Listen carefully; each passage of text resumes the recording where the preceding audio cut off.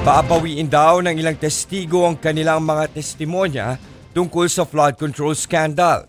Meron din daw mga gustong magsalita sa Senate Blue Ribbon Committee. Pero pinipigilan umano ayon kay Senator Amy Marcos. Narito ang report ni Camille Samonte.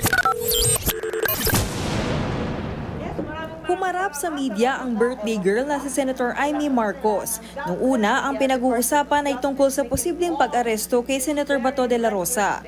Natapos yan at paalis na sana ang mga miyembro ng media nang biglang... Yun. Magbo-blue ribbon ba sa Friday? Yes po. Tuloy na? So magre-recount na yung Marine?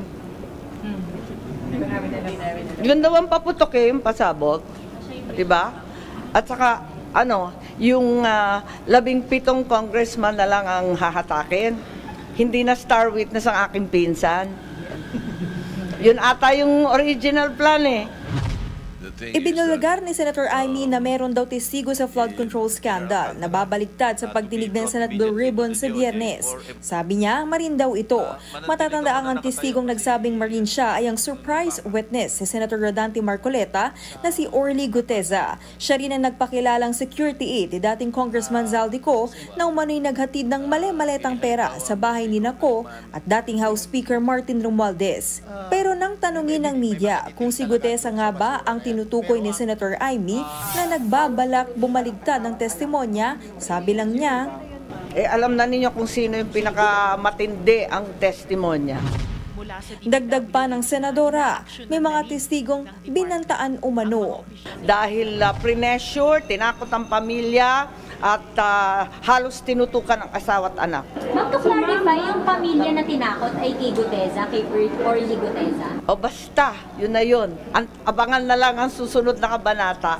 Ang mangyayari ngayon, magre-recount ang mga testigo. Panoorin ninyo, sigurado ako dyan.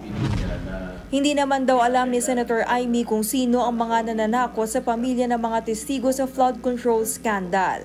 Ang alam niya raw, merong pang mga gustong magsalita pero hinaharang umano. May iba pang mga testigo na pinipigilan na magsalita at ayaw kumbidahin. Basta alam ko na magbabaliktaran ang mga testigo. Nagbalak din daw na tumisigo si dating House Speaker Martin Romualdez pero tila nag-back out ito, ayon pa rin sa senadora. Bago ata isip, nahiya din sa sarili. Kasi ang dating narinig ko, magiging state witness, siya ang magiging star witness, bibigyan ng witness protection. Pwede ba naman yun? Linuloko na tayo ng lubus-lubusan. Wala pang pahayag tungkol dyan si Romualdez. Sinatanong din ng News 5 ang chairman ng Senate Blue Ribbon Committee na si Senator Ping Lacson kung ano ang reaksyon niya sa mga isiniwalat ni Senator Amy. Sabi lang ni Lacson, dahil birthday today ng senadora, hindi na raw niya ito papatulan kahit guni-guni ang mga sinasabi nito. Nagbabalita mula sa Frontline. Camille Samonte, News 5. Mga kapatid, ako po si Ruth Cabal. Dito tayo sa totoo, dito tayo sa True FM.